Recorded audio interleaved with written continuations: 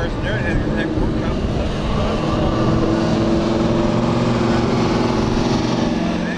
Before I start the video, don't forget to vote in the upper right corner for which car you think is going to win this race. Also, come on you guys, subscribe to the channel, check us out on Instagram, let's do this.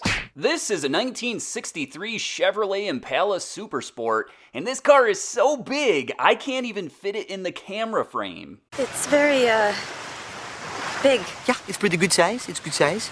And I already know what you're thinking, it's Cars and Zebras, that kinda looks like a grandpa car. Get off my lawn. But that's not necessarily true. Actually, you know what? Now that I think about it, the owner of this car is the 73-year-old mayor of North Providence, Rhode Island, but not so fast, my friends. It's easy to fall victim to this car. Because you might see it and say, oh, I'll bet that's just a 283, and old grandpa's just on his way to church. So I'ma whoop his ass with my Honda Civic at this next light. Ugh, my Honda Civic driving friends. I've only got one thing to say to you about that. Ever notice how you come across somebody once in a while that you shouldn't have fucked with?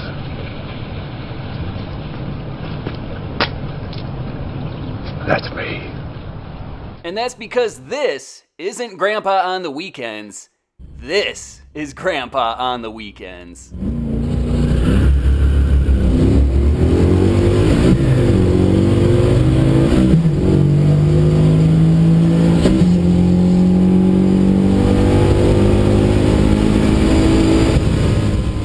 I guess you could call him a magician because he made that other car disappear. Can your mayor do that? I don't think so. But the cream will rise to the top, oh yeah. As I'm sure you've already realized, our featured car is not some run-of-the-mill grocery getter from back in the day when you could still park on the tarmac next to your plane and your only carry-ons were cocaine, explosives, and an adult circus performer who loves to be swaddled like a baby. Now, this one's a little more serious because it's got a 409 and that came in 3 different flavors in 1963. The base model had a 4-barrel carburetor, a hydraulic lifter cam, the compression ratio was 10:1, and it made 340 horsepower. That's pretty impressive for daily driving. In fact, original testing stated it could run 0 to 60 in only 6.6 seconds, and that was with a power glide. But then if you wanted something a little bit hotter, you could move up to the 400 horsepower version. It still had a single 4-barrel carburetor, but now it had an aluminum intake manifold, a solid lifter cam, and the compression ratio was 11:1. Things are getting a little spicy. But when it comes to our featured car, well, that one's the top dog.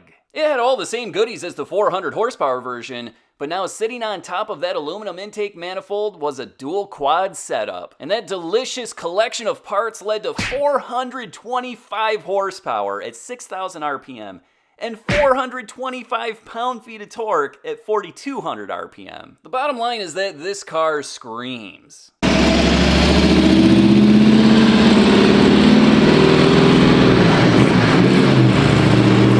I hope you guys like manual transmissions because that's all you could get backing that high horsepower 409. The base was a 3-speed, but this car has the optional 4-speed. Impalas are big cars and there's no denying that. I mean, our featured one is over 17.5 feet long, but it might not weigh as much as you think because with driver, it's coming in at 3,974 pounds.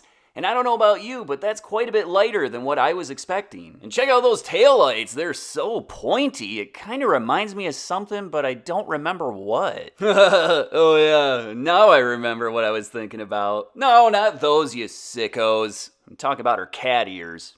Duh. Just have them spread and it'll, tighten them right back up again. Wait, what?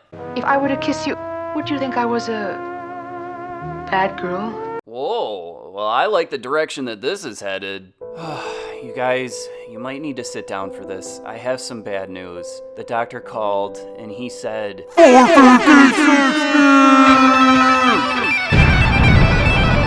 In 1963, if you were looking at getting an Impala like our featured car, you needed a somewhat fat wallet, even a borderline obese wallet. Because here's a list of prices of all the options required to get that dual quad 409, and that gives you a total of $3,591.83, and adjusting for inflation, that's $30,094 today. But then you get to look down on everybody else whilst driving your luxurious Impala, and those peasants are stuck picking apples and pumpkins for a living. Ew, peasants. But enough talk about this 1963 Chevrolet Impala. Let's check out its opponent.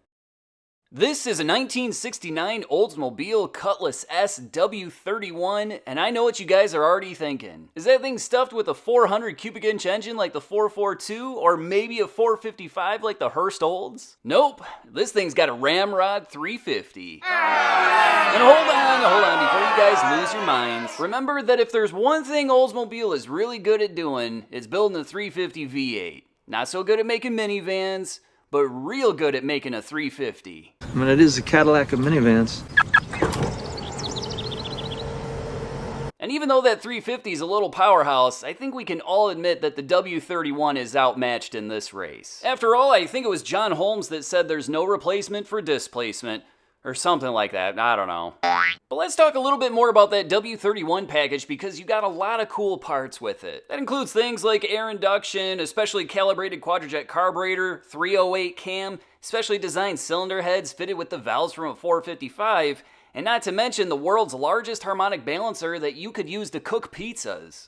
Don't laugh, you stupid. Compression ratio is coming in at 10.5 to 1, and that little 350 is putting out 325 horsepower at 5,400 RPM and 360 pound-feet of torque at 3,600 RPM. And would you look at that, our featured car has a 4-speed manual just like the Impala, so I guess we got ourselves a little 4-speed sword fight on our hands. Am I right, my guys? 342 rear gears were standard on these W31s, and that just happens to be what this car still features. These cars are fairly light, I mean, at least lighter than the Impala, because the Oldsmobile with driver is coming in at 3,690 pounds. I have seen stocks of corn with better physiques. Car Life magazine tested one of these cars, and it ran 0 to 60 in only 6.6 seconds, and the quarter mile in 14.9 seconds at 96 miles per hour. But enough talk about these two cars, let's see what they can do on the drag strip. Before the drag race starts, there's just a couple of things I wanted to say. To start with, I'm just a spectator like everyone else, I don't arrange these races, and this one specifically is actually a time trial. These cars weren't matched, they just randomly lined up against each other. And because it's a time trial, the clock doesn't start until the cars move. So even a really bad reaction time will have no effect on the ET. Alright, let's check it out.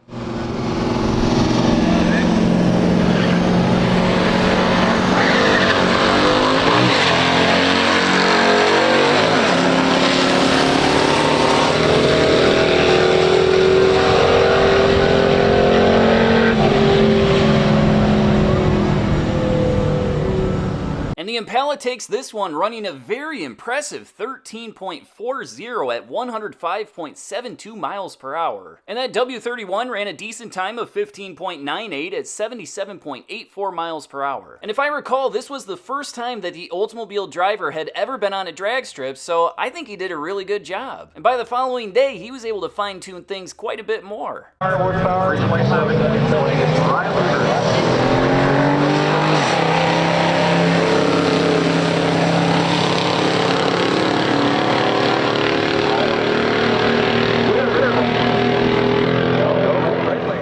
I'd say that's a pretty good improvement, not to mention his best ended up being a 14.3. As ugly as it might be, let's check out that previous race one more time, because it's pretty cool seeing a full-size Chevrolet bang some gears. That's what I'm saying. Well, all the cars in there had worked out.